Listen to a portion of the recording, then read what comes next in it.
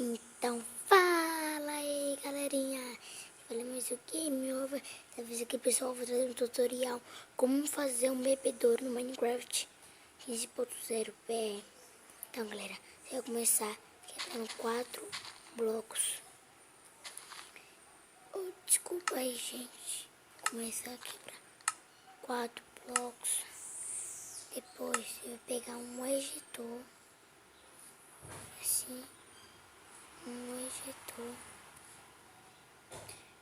Vai pegar, vou colocar assim, um bloco de quadros, um vidro, uma moldura e um frasco d'água.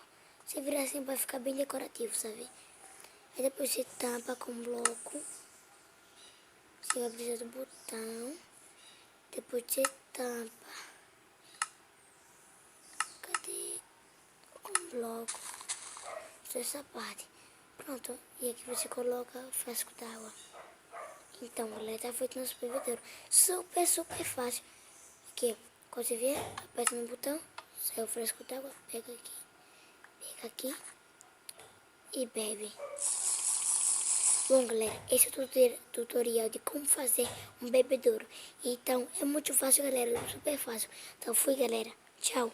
Dá o like no vídeo e se inscreva no canal.